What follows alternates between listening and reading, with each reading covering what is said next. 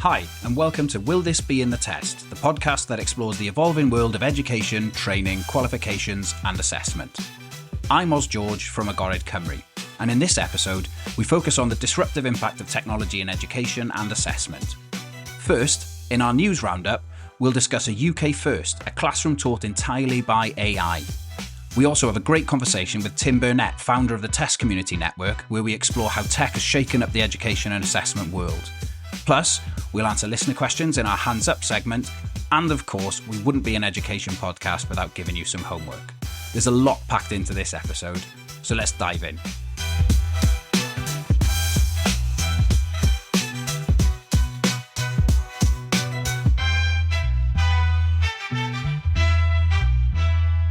Okay, so let's get into the news roundup. And today with me, I've got Pete Johnson, who's Head of Business Development at Agored Cymru. Pete, there's a story in the news this week about a school or a college in London who are going to introduce Britain's first teacherless classroom, where lessons are going to be conducted by artificial intelligence.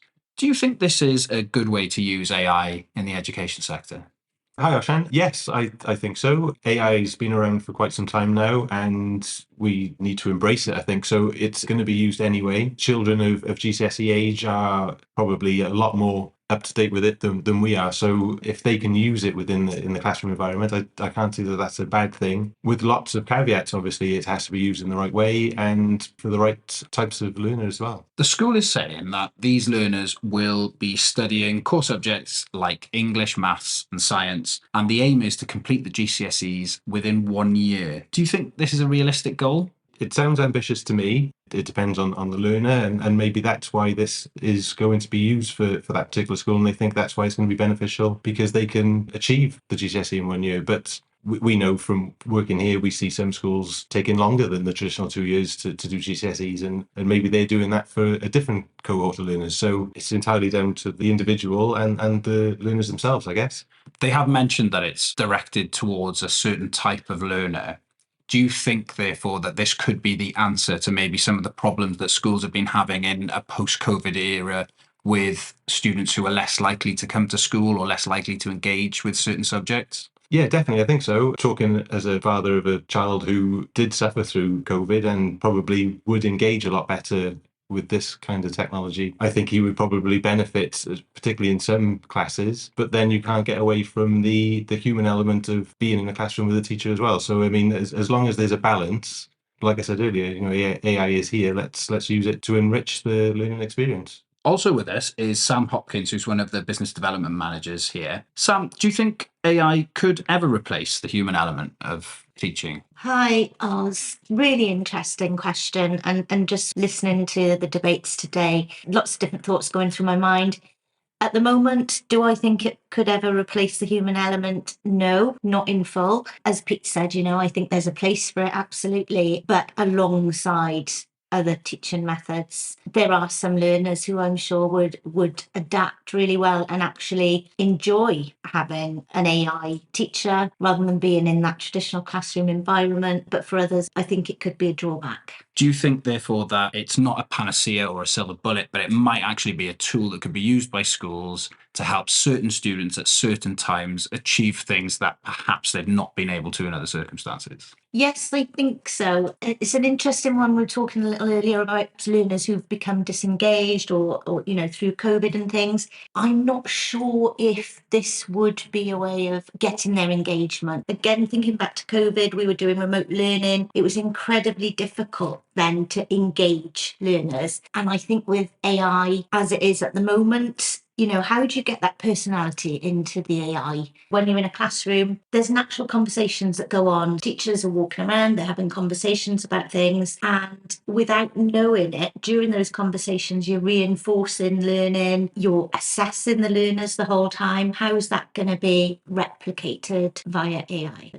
Do you think there will be little things that will be missed because there isn't a teacher constantly interacting with the student? Yes, I do. Relearning coaches will be in there. I think my understanding from what I've read is that they'll be there more to monitor the behaviour element of it, or if anyone's struggling or, lost their pen, for example, rather than perhaps having those little conversations with the learners that go on. Maybe that child hasn't had breakfast that day and their teacher is aware of it. You lose that personal touch that child who might be struggling for a particular reason, are they going to be able to speak to the AI and say, look, I'm having a hard day today? And maybe that would be the role of those learning coaches, which would be fine. But I think you definitely need that personal element there. That's a really good point, I think, that teachers have more than one role. Their role is not just show information and pass things on to students. It's also just to be there as someone who is their mentor and their guide, Yeah. So I think that is something that is a point that needs to be considered. So following on from that, what do you think are the key things a human teacher offers that AI could never replace? So I think, as we've mentioned already, continuous assessment that's going on in the teachers every day when they're walking around talking to the learners, feedback as well.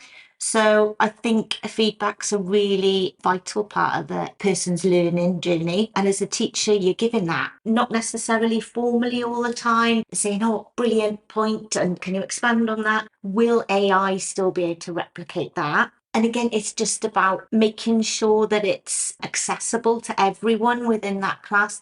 As a teacher, you can differentiate activities and tasks. And I know that AI will be able to do that, but how quickly will it learn based on those particular learners? What's interesting here is we're coming back to something that's always quite close to the front of my mind when we look at assessment, which is formative versus summative. So are we assessing during? Are we giving feedback? Are students able to improve? And one of the metrics, I suppose, that a human teacher can use is how things look, how things feel. So they can look at a student and know if they're understanding or not, look at a student and know if they're struggling. And the question is, would AI in its current form be able to do that? What do you think, Pete? No, I don't think it could. We're talking about something that surely has to be limited in terms of you can never replace that within a classroom environment. So even with COVID and lockdown, when we had remote learning, we know from being at Teams meetings and Zoom meetings, for all the value that it gives you in terms of the benefits, you obviously lose something in terms of that being in the same space as somebody else and getting a feel for how the learner is getting on and understanding what's being taught. And it's a large language model at the end of the day, which is the AI, but it doesn't understand body language yet. Yeah. Yeah. Yet. Good point. Wales are currently using personalised assessments in Key Stage 3. Whilst that's not AI, it does change, the questions that are asked do change based on the previous question answered by the student. Do you think that using AI in this way is just the next natural step on from that sort of personalised assessment? Yeah, I think so. Go back a couple of years when we first started getting used to the word of AI, and you probably wouldn't have thought of the applications that it being put to use. But like you said, we're used to this kind of personalized assessment being used here anyway. It's probably just an enhancement of that, a system that is built and has its limits. And I suppose this takes away those limits and allows it to be a bit more open in terms of the questions it asks of the students. Looking at the way that the school is going to use it, they're going to look at English, math, science, and core subjects. There are other subjects in the curriculum that are currently struggling. King's College have done a study that showed that the number of girls, for example, studying computer science has halved since 2015. And one of the reasons for this is that there's no expertise in the education system at the moment to teach some of these more complex subjects, which are going to be essential for the economy in the future. Do you think this is an area where AI could be utilised to fill a skills gap in the education market? Yeah, absolutely. I think this is a perfect example of how it can be used to the benefit of the young people. As you said, these skills are going to be essential in their work life. And if this allows more young people to take those courses, then absolutely brilliant. And similarly, I guess with engineering courses as well, anything like that, if this enables schools to offer qualifications that they can't at the moment because they haven't got the expertise, then we have to welcome it with open arms. So I suppose that's a positive aspect on this. We could be filling skills gaps. Do you think that there is a risk that this might impact traditional teaching roles where the skills are available? Yeah, and this is the tricky balance. What you don't want to see is this kind of technology being used more widely and then putting off new teachers coming into the profession, because we all know how tricky it is teaching anyway. And we're seeing teachers leaving the profession. What we need to do is give them AI as a tool to allow them to continue to do what they need to do and how they need to do it to the best of their ability. So I don't think they'll take away or distract from traditional teaching, because that, as Sam said earlier, that needs to be there for the majority of the students, if not all of them. We've gone through the sort of distance learning through COVID, and we've all seen how our kids struggle to learn in that environment and need to be in the classroom. So I don't think it'll take away from that at all. But I just think it'll enhance teachers' ability to give a good learning experience. Do you think maybe the smaller class sizes could be on the way back if we could utilize AI to do some of the roles that teachers are asked to do, and allowing teachers therefore to concentrate on that core learning experience? Yeah, possibly. You could see a traditional class of 30 being split into two, and the AI taking part of the class, the teacher taking part of the class. The possibilities are endless, I suppose. Thinking back, when I was in school 35 years ago, to be thinking then that we would now be having this discussion. I mean, it wouldn't have even crossed our mind. In those days, you were lucky if you had a calculator, and we've adapted, and you have to. And this is just the next step. And as long as we're aware of the risks and the use is managed properly, then we can't hold back. Some schools have gone through the introduction of the internet since we were in school. So Exactly. I mean, if they can get over that hurdle and deal with that, then I'm sure AI coming in is yeah. Brilliant. Thank you very much. Thank you.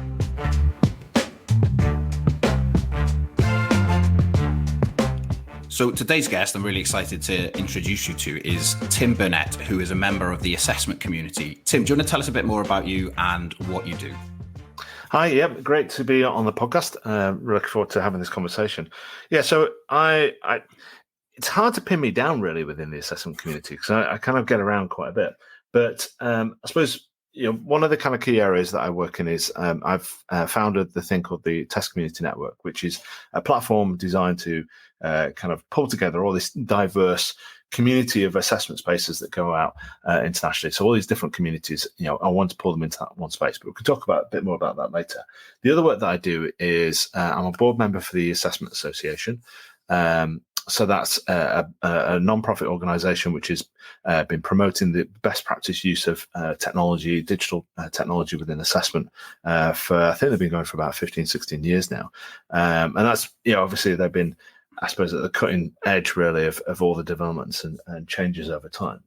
I also get heavily involved in the Association of Test Publishers, which is a global organisation based mainly in America, but is again around promoting best practice in assessment as a practice. So not necessarily technology based, but obviously that is a kind of a big area. But they're big on lobbying and legislation changes. So things like the recent AI Act that's coming into EU, they've been kind of helping organizations, so people provide technology, but also people provide tests, just consider how they're going to approach the AI landscape following the EU's implementation. And then on a more practical level, so I'm a kind of marketing consultant who supports organizations that provide technology into the assessment space. So I used to work at one of the big providers. And then about 3 years ago, I went freelance. I've been helping organizations all around the world, really, just sell themselves and sell the best side of them in terms of their culture and their technology.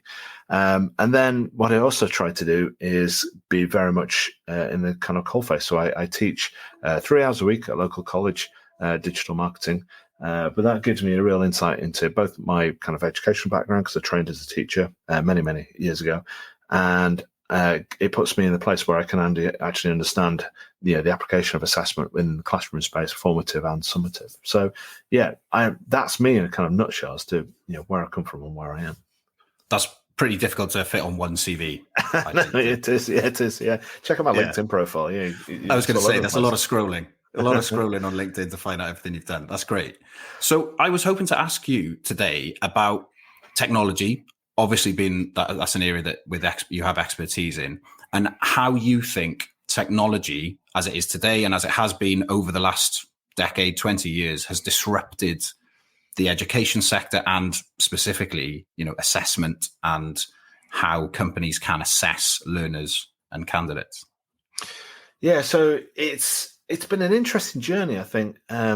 Everyone you speak to I suppose in the assessment space, there's a famous quote by, I think it was a chap called Ken Boston.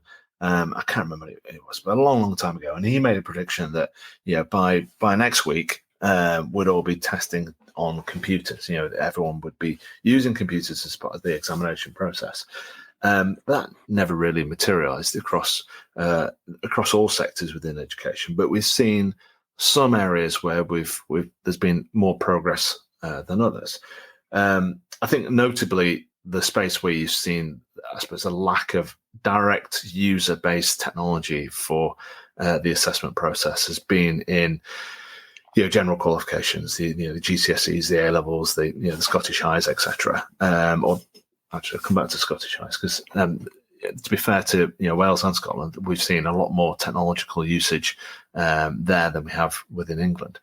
But they've in that particular area, it's struggled for lots of different reasons, both politically, logistically, etc. We are seeing a bit of a change now with some organisations announcing plans for delivering GCSEs on screen, but it's been a long journey. In other areas, though, we've seen some big changes. I'd say probably vocational has been one of the kind of big drivers really for the use of digital technology. And you've got to look at organisations like City and Guilds and Pearson as well, who've, they were some of the first to start delivering vocational examinations on screens, multiple choice based examinations. You look across the pond in America, and multiple choice is the king, really, I suppose, of the assessment space out there. And they've seen some big changes and big drivers in use of technology for examinations. Again, limited in kind of pockets and areas. I think looking beyond vocational subjects and areas, you've got things like healthcare and accounting. So kind of medical-based examinations and financial-based examinations, in some cases legal.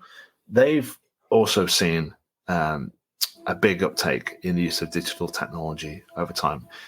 As that's progressed, it's gone beyond just using multiple choice. We've started to see more performance-based testing activity. So you've things like tests which include budgets within them, budget spreadsheets, exercises that actually use the tools that you would do as part of a job. We've seen kind of people using scans and video-based content over time. So I suppose it's had pockets of surgence. It's had pockets of change. It's been driven by both the opportunities with the users, the changes in technology that have been as part of the industry there. So counting, for instance, the more that's gone digital, that's been a big driver as part of it. And then we had the pandemic that came along that really kind of shut things up. And I suppose, for yourself, you must have noticed, I'd be interested to know what's your kind of perception on the change that the pandemic brought to the assessment space? Well, you mentioned before that you trained as a teacher. I was a teacher during the pandemic, and that was where I found my feet, really. I found my niche because I've always had a background in digital technology as well. And I suddenly had all the skills that everyone needed, and I was able to create platforms and everything that I'd been wanting to do for years that people had been shying away from because they were afraid of technology. Suddenly they needed, and they just had to trust in what I was suggesting. And also, obviously, a large team around me of excellent teachers who were able to utilize the technology once, it was available. So I think what happened was, there's that phrase, isn't it? Necessity is the mother of invention. Yeah. And the moment that everyone had to, they did. And it was almost overnight that it just became so natural, because the pivot was from what they were using technology in their everyday lives to do. Suddenly they realized, oh, we can use this for education too. But the interesting thing for me is delivery of resources, delivery of teaching, delivery of knowledge has been quite successful using digital technology over the years. The issue that we had was it was the assessment part. How do we assess? How do we use this technology? How do we capitalize on it in order to check the progress, in order to give feedback, in order to help the learner, the candidate, whoever it is who's using that platform, to move to the next step of their journey in educational learning? You know, how do they get to use the technology in order to move them forward? And I think that's always been the sticking point with the technology and assessment. Yeah, there's been no, I suppose in a way, there's been no central driver to the use of technology across this assessment space. You know, there's been no, I'm not going to have a pop-up government here, but there's been no kind of initiative. There was things like the Feldtag report and things like that, which I think were largely ignored. The recommendations that were made as well. So lots of people have been talking about the use of technology for assessment in multiple areas and domains and different styles. But it's been down to champions, drivers, individual organizations, people like yourselves, in the schools that have, picked up that baton and run with it, really. You've got people like the Edufuturists and people like that who've been kind of championing the use of technology within the education space. But there's been, I suppose, if you were to divide it up, what happens in the classroom is very much dependent on the school, the college, the institution, the training provider, the professional certification provider, and what they kind of drive as what works for them.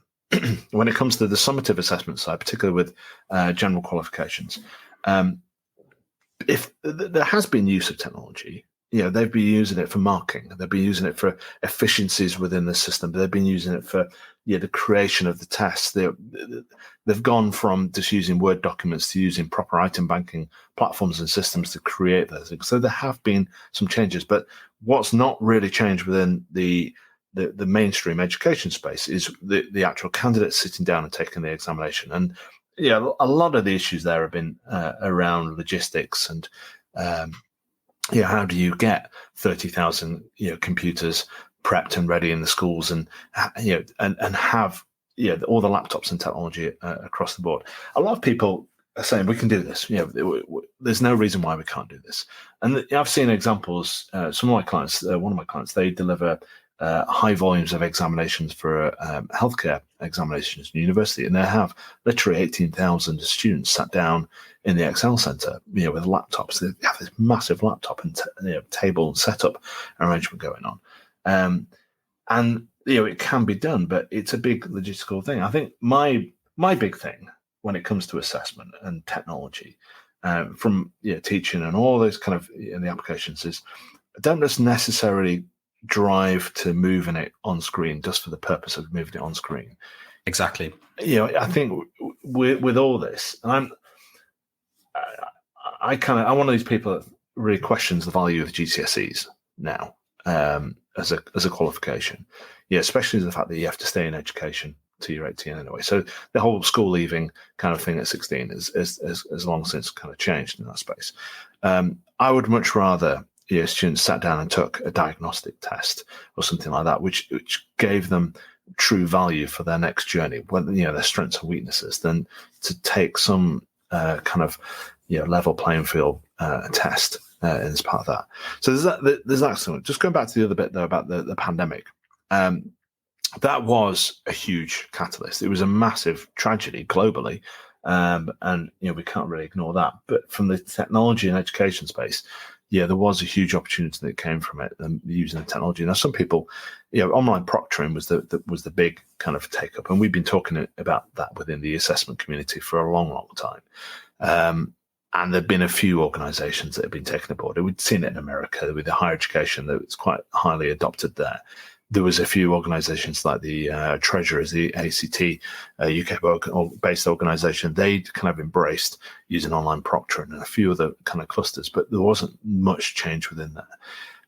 But the pandemic came along and it forced us down this route. And now, I see now a lot more organizations wanting to make the switch to digital-based platforms as well as the online proctoring piece. How they've delivered tests and before the pandemic has really started to kind of change it. I think what's interesting now also is what the AI kind of disruptor that's come along as well, which is threatening anyone's kind of purely knowledge-based testing exercises. And I think that's good in a way, because I kind of want us to get rid of those purely knowledge-based activities and move towards more practical-based, performance-based assessment. I think that's, in a way, to me, it's the ultimate dream is personalized performance-based tests which not just give you a score, but also give you something to work on as part of a continuous learning journey. That's one of the main things I think that people are looking at in personalized testing, which is one of the things that's big noise in Wales at the moment, obviously in Key Stage 3. So the children, when they get to year 6 even as well, they're 10, 11, 12, 13, they're being assessed with personalized tests. And the next question is based on the answer to the first one. Just want to pop back quickly to the pandemic, though. Whilst it was great, like you say, in terms of a technological catalyst, it was obviously a global disaster and tragedy, but it's also been a disaster and tragedy for a lot of the lives of young people. And so whilst we were able to get educational resources out to them and we were able to engage with them digitally, they did miss. And it has had a profound effect on the young people who were locked up and were unable to interact and develop their soft skills, their social skills. And so there's then also a danger that if we go to digitize things for the sake of digitizing them, that we are going to go down a route where we stop that element of interaction within a class and the level, that relationship between a teacher or a mentor and a student. Because that was my main concern, was that I could see the advantages of using technology to enhance the educational journey, not as a panacea to solve all problems. And so in the news this week, we're reading about it is a classroom in a school in London that is going to go AI only with no teacher. And they're going to try and do the GCSEs in 1 year. Do you think that that's a good thing? I think some of these things are worth trying, but as long as they're not necessarily at the expense of the individuals that are involved, I think you need to keep a close eye on monitoring that, because it'd be unfair to put just a small bunch of students even further back if the thing doesn't work. But we can't not try these things. As a teacher, I use AI to augment my lesson planning, my preparation, my delivery. As part of the exercises, I'll ask it to create me loads of fake data for an exercise I'm going to give to the students around segmentation within marketing or something along those lines. Write me a campaign for a particular product, and then we pick on that and work on that. So I love AI as a kind of tool for augmenting my teaching process, even to the point where I've used it to have the students chat against complaining customers as part of a kind of how to kind of quickly resolve issues as part of it. So I love using it as part of that kind of those kind of activities.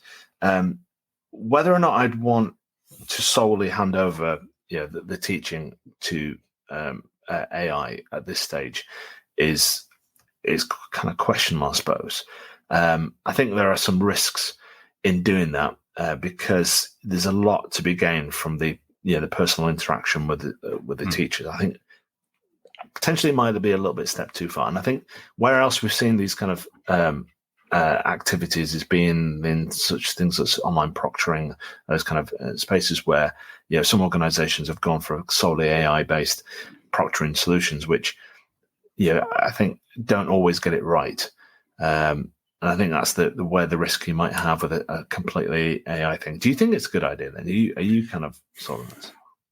In defense of the school and in the interest of balance, they're not solely sticking these students in a classroom with AI all the time. They are still doing it's only for the core subjects of GCSE. But I still think that in the context of learning things like English, I learned so much from the personality of my English teacher telling me what she thought about Lenny in of Mice and Men and Curly and all that. And I can still remember it now, and it has shaped so I think that is even important. The soft skills are important, even in the context of more complex kind of, or driven subjects. So I think you're right in terms of it might be a step too far.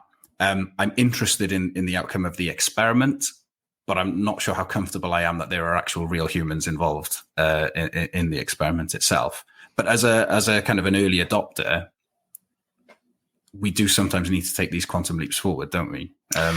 We do, and I think something that's cropped up quite recently is the whole legal cases around AI learning of materials on the things like Suno and platforms like that have been been trained on songs that have been created by lots of artists out there, and I do see that we're in this place where AI needs to learn, and we need to learn, and we need to kind of look at the whole learning process.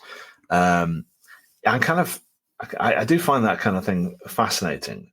Like you say, it can't be solely without human interaction, because you use soft skills, I call kind of core skills. You need those interpersonal kind of skills. You need those thinking skills. You need to. All the kind of process that goes through the additional part of the education journey is not just the knowledge based activity. Because you're developing a schema of the world around you, aren't you? And that's the whole point, is that knowledge needs to sit somewhere within you. And if you haven't learned those if you haven't learned it within a context, where is that knowledge going to sit? Are you just going to forget it? And that's what I'm concerned about, is that assessment has in the past traditionally been how much can you remember on the day of the exam, and which is why I'm an advocate of vocational style learning, because you are assessed on, and what you were saying before, skills, your ability to do things. And that's what I think technology really needs to be harnessed in order to allow us to do, is to do more of that. I think I always think about the driving test. When the driving test went from multiple choice to your reaction time and could you spot a hazard? I mean, that was a massive change. I was lucky I got in just before then, and I did the multiple choice one. But, that was a positive change.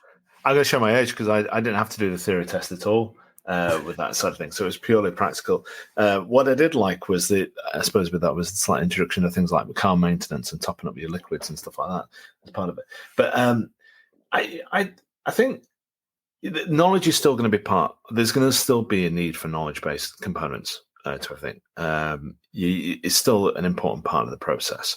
But I do a podcast with a Dr. Amanda Danish. She's a psychometrician based out in America, and we did a session talking about performance-based testing.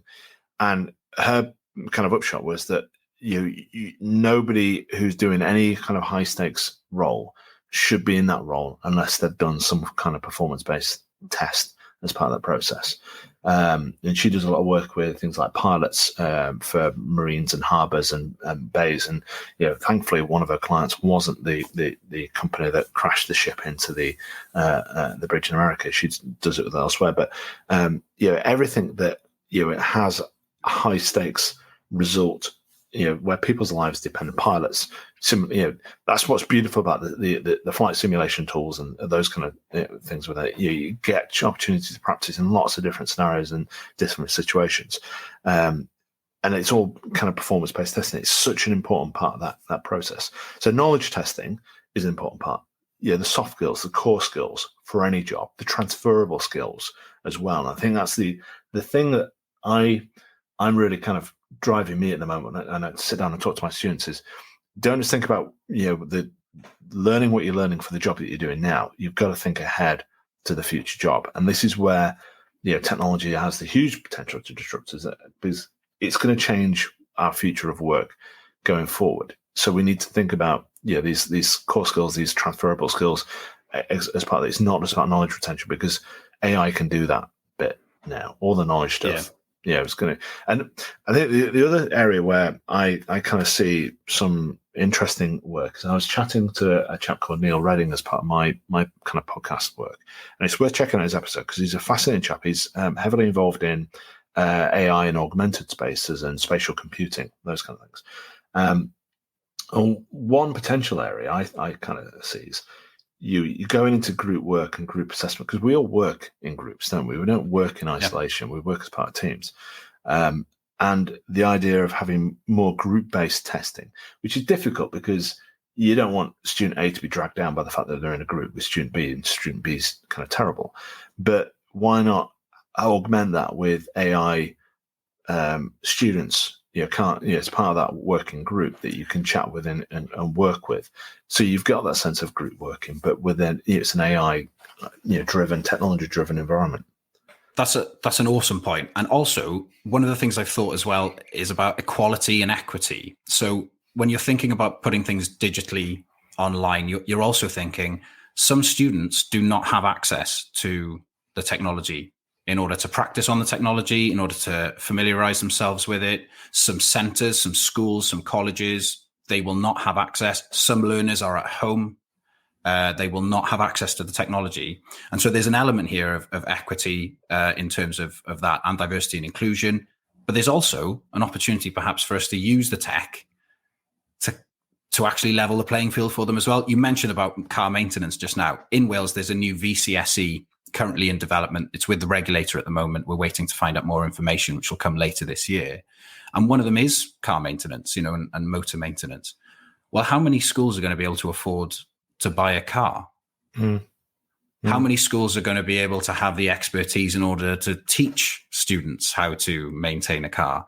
And yet everyone has got a phone, and a phone can be turned into a virtual reality device.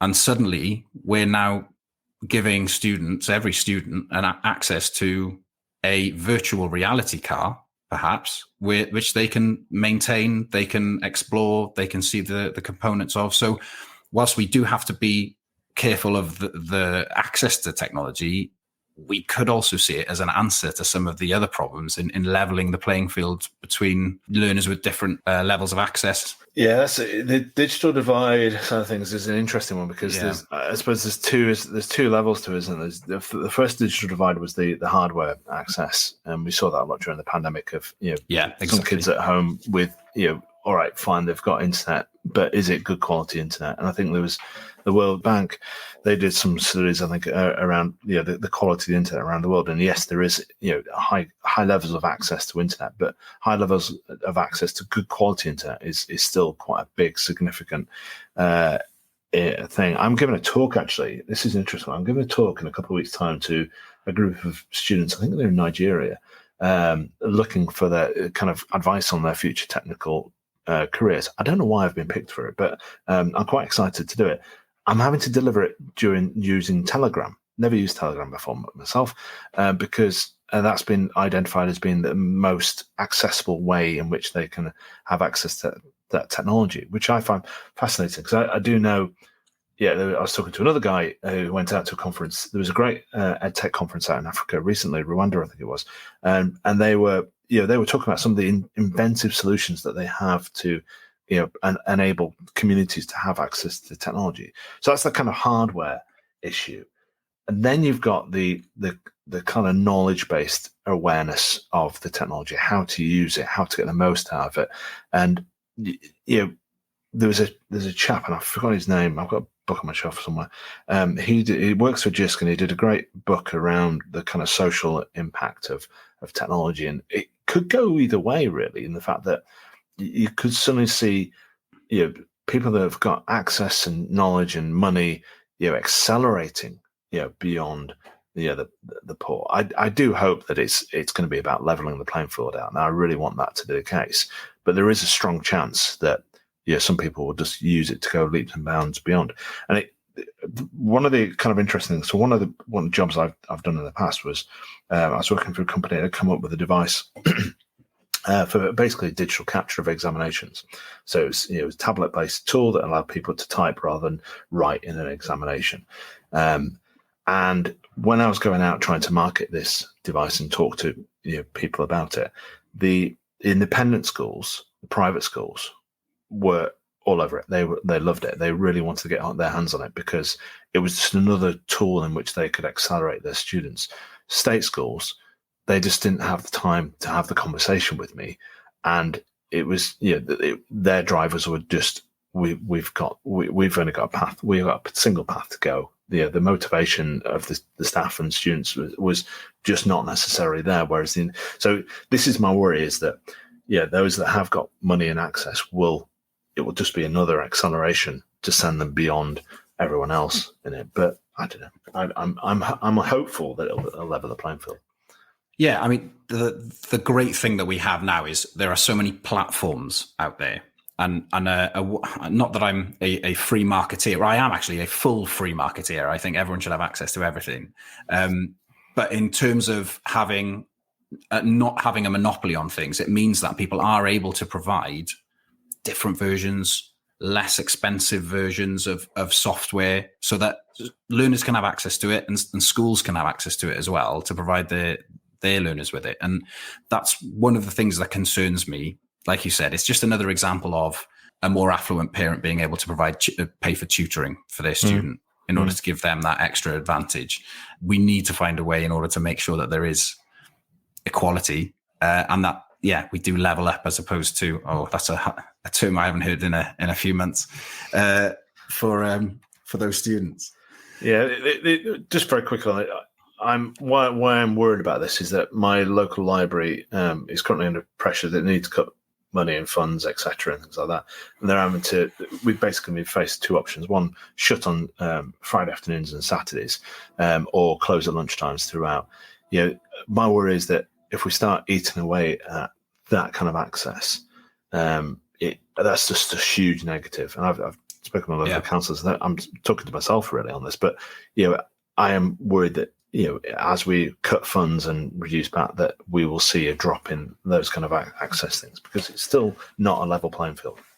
No, and I think it's the same with a lot of stuff. Universal access is sometimes looked at as something that is giving people who can already afford things, what they should be paying for. But no, there's a level of equity that you provide with universal access, because yes, okay, the people at the top end of the pyramids can afford to pay for it, but if we allow the people who are not at the top of the pyramid to use the same things that they can, and we do not stigmatize anyone, we just say this is what everyone can use, I think there's a lot to be said about that. And I think that is probably where we need to get to in terms of this assessment and using technology to do that, is to say to everyone that it is okay for everyone to use it.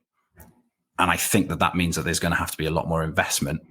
And that's where we're going to have to start lobbying a little bit harder to the government in order to give everyone a hand, in the interest of the future of our economy and the future of our young people across society. Absolutely, yeah.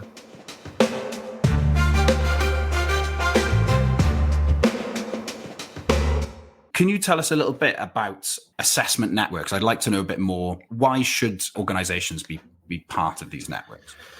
Yeah, so something I've noticed over the years is that an awarding organization or something like that, they use technology, but they rarely attend or engage within some of the many communities that are out there. And what tends to happen is they will only do so when they're in a position where we need to go and find a new platform or a piece of technology. Let's send someone along to a conference to go and chat with people at the exhibition space, just to see if they've got one head and two arms, and kind of check them out, and then we'll invite them to tender. The risk of doing that is that if you're not actively part of a conversation exploring these topics, then you're going to miss out on, I suppose, some of the innovations that are going on, the features and the tools and the ideas, but also your chance to get across what you need from these solutions. I know from the work I've done for providers of technology, they build their roadmap, they build their tools based on the needs and wants of the community. And if they're only talking to a certain small group of people, then they're getting quite a narrow view as to what is actually needed from the space. So it's really important that everyone who's invested in assessment engages within the community in some shape or form. And there's lots of ways in which you can do this. And you just attending some of the many webinars that are put out there and asking questions of the providers. And I get it. And I know and I appreciate that sometimes people go a little bit sales heavy on the webinars that they do. But just by asking questions and challenging people in those spaces, you raising awareness of the needs and wants of your organization, your students, your learners, your kind of future roadmap dreams, I suppose. The other kind of opportunities are the e-assessment association is a free association to join.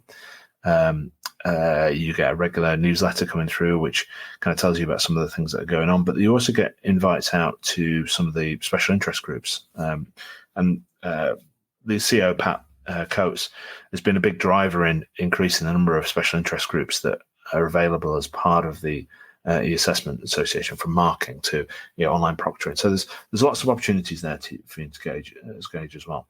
There's also the AO Assessment Network, which is a special interest group, which is part of it, that Matt Wingfield has been kind of championing, and that gives a nice open, I think it's Chatham House rules space for people to have those conversations about their assessment needs and the challenges they're facing. There's also other events. If it can be expensive to go to events, but they are well worth it. If you go to the ATP conference, or the ATP conference, and I think it's going to be in Miami next year, or no, Florida next year. Sorry, the opportunity there to just hear internationally what's going on within this space. It's just really, really, really useful thing. Networking as well. You meet new people. You build new relationships. You never know, it might change your future job career, but it just gives you an opportunity to see a more diverse community. And that's what I've been trying to do with the Test Community Network, is as a bridge to all these venues and events. So on there, I've got the events that are going on. So I try and capture all the webinars and podcasts and things like that taking place on the podcast player. You can listen to episodes like this. So I think there's over 40 or so, nearly 80 actually, I think, podcast channels that I follow as part of that. And then there's a marketplace as well. So any data, resources, information.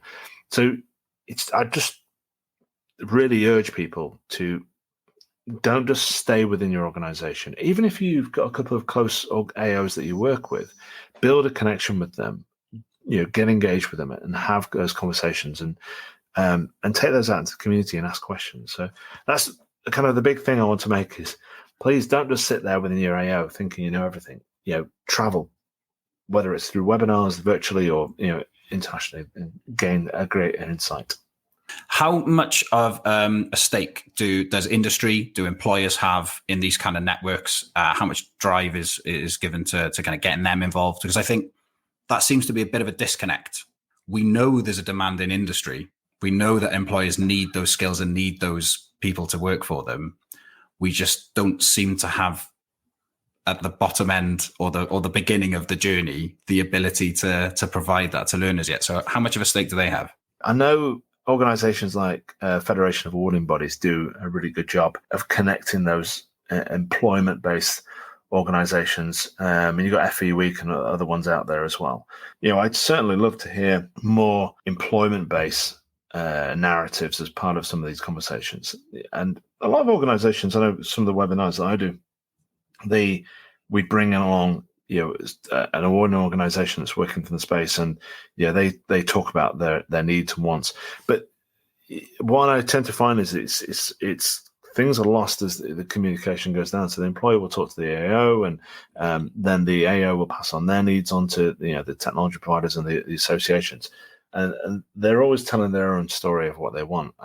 I would like to see greater engagement, I think, really from the employers in the whole space. A lot of our qualifications are on apprenticeship frameworks, and I think that's an amazing way for people to learn. And I think that it should be pushed more, because again, we're looking at that ability to do something to show that you're capable. And I think that assessment in that space, if we could crack that would maybe engage those employers even more, if we could create a system that would enable that kind of assessment. Yeah, I must admit, when I've looked at some of the assessment standards for a lot of the apprenticeships, it would have been great if the employers that have been a part of those kind of design plans had actually attended some assessment conferences and understand how assessment could work and how it could be better.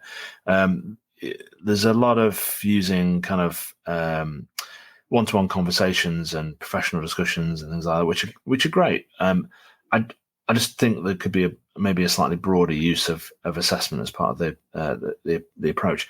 Yeah, the endpoint assessment piece is such a mixed up journey. And I know you've already got challenges in terms of the actual number of students that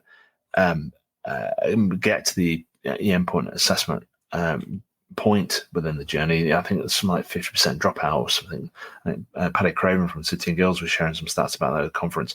Don't quote me on that number, but it was kind of quite a high percentage of people don't even get to the apprenticeship thing. I think they're great. I think that as someone who understands the kind of logistical journey or the paper trail process as part of the college setup, it's hard. It's not easy for the colleges. I think it may be a lot easier for the colleges to deliver these.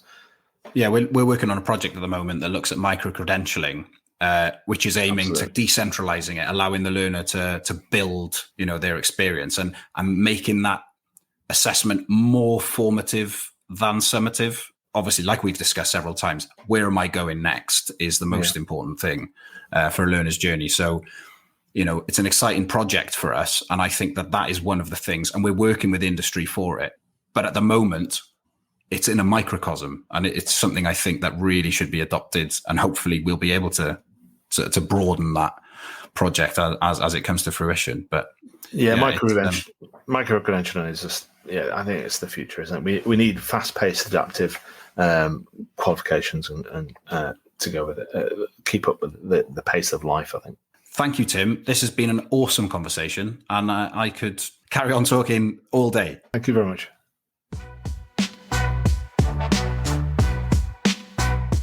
Now we're onto the section called Hands Up, and this is where we look at listeners' questions. And this week we've got a great question sent in by a concerned parent on the week of A-level exam results. And the question goes like this: why is 50 to 80% of my daughter's final grades based on a 1 to 2 hour exam rather than on the coursework she's been working hard on throughout the entire year?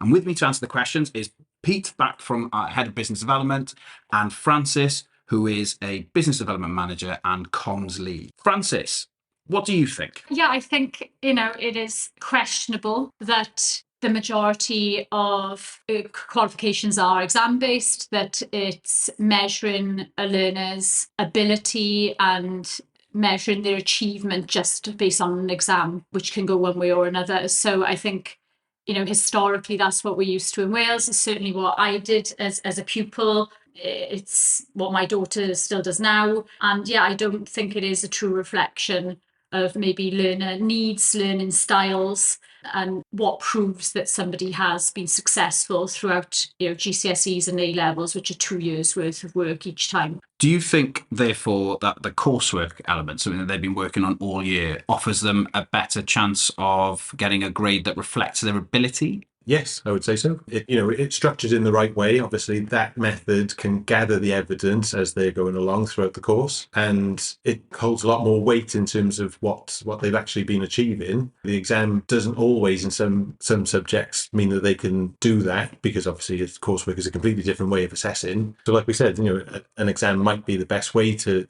gather that evidence at the end of the course, but it's got to be weighed up, and it's got to be right for the pupil, it's got to be right for the subject. We're back to that cliched phrase that I keep coming back to, formative versus summative assessment, aren't we? Which is assessing as you go and giving feedback and allowing the learner to improve, versus that one exam at the end, which is high stakes. Francis, if we look at different pupils, different learners, do you think that there is a way that we could move more towards a more formative way of assessing? Yeah, I think it's imperative, really. I think it needs to reflect a job role and career path that all of us are going to all the learners are going to end up doing. We don't just perform when we're under the spotlight in our job roles. We have to be consistent.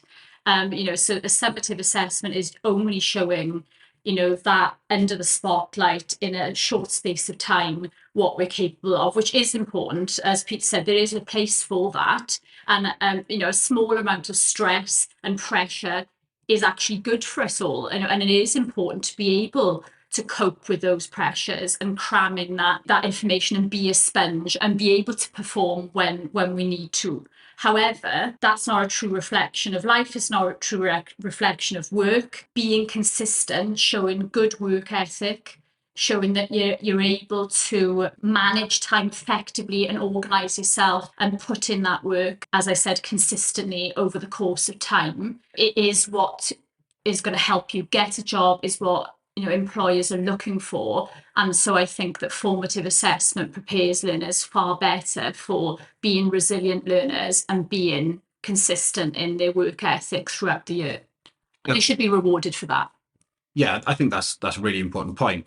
I think as well, with a big push on skills at the moment, do you think that summative assessment is a good way of assessing skills? Well, like Francis said, I mean, what school and learning is all about, whether it be in schools or colleges or universities, it's not just about the learning, it's about preparing you for the world of work. So, I mean, how you assess surely has to replicate what you're going to be doing in the big bad world, I suppose. So there's always a space for exams, obviously, because you will come across that as you leave education. But in terms of assessing the skill set, then surely that is much more geared towards that formative rather than summative assessment. Thanks, guys. That's great. Pete, you mentioned earlier on the only skill really you're measuring with an exam is how good someone's memory is. So maybe this is food for thought and something we can pick up and discuss in future, how tech can play a role in allowing us to move to a more formative model of assessment. Cheers, guys. Thank you. Yeah, I'd actually forgotten that I said that. Oh, so that just goes to show that exams are not really the best form of assessment for me. So. Cheers, Pete.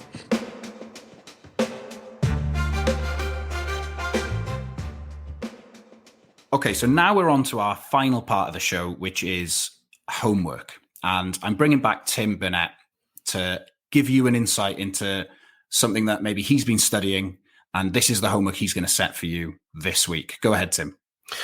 Yeah, so we talk about the idea of continuous education, continuous learning, and we are seeing more and more platforms and technologies out there which are kind of accommodating the idea of that continuous learning experience. When we take a test, that shouldn't be the end of the journey. It should go much beyond that. So my kind of homework to you is to look at this kind of endless, continuous experience that people go through. And the recommendation I've got for in terms of a book to read to help you with this is the 60-year curriculum, New Models for Lifelong Learning in a Digital Economy. And it's edited by Christopher Dede, I think his name is, and John Richards. Apologies, we've got the name wrong there slightly. But it's just a really interesting book which explores lots of different pieces of research that support this idea that we need to keep rapidly evolving. We need to continuously learn as a society. We can't just finish school and then think that's over. And we need to build this in as part of our community and culture. We need more mini talks going on. We need spaces where as a community, we can get together and have those conversations about important things that are going to affect both our local economy, but also, our children's future and et cetera. So, we need to be engaged in having this conversation. Just go beyond thinking that a job is a job for life. I think it's been long since the case that that's not been the situation. Everyone needs to be constantly thinking about where they're going to evolve and where their journey is going to take them next. So, I suppose my homework to you is, have a look at the 60-year curriculum as a book, but also think about your career and your future. What is it going to look like in the next 2, 3, 4 years? And I suppose challenge yourself to reimagine your space in this new digital AI-driven economy. That's awesome. I haven't read the book yet, but I'm a big fan of reflective practice. So I always think it's only when you look back and you reflect on what you've done, that's the only way that you can take your next step forward. So definitely my next step forward is going to be getting a hold of that book and having a read. Thanks, Excellent. Tim. No problem. Thank you very much. And that's it for this episode of Will This Be in the Test? We hope you enjoyed our conversation on the impact of technology in education and assessment. Big thanks to Tim Burnett for sharing his insights and to all of you for listening. We always look forward to your questions for our Hands Up segment, so please keep them coming. And if you enjoyed the episode, please subscribe, rate and share. Until next time, stay curious, keep learning, and we'll catch you in the next episode.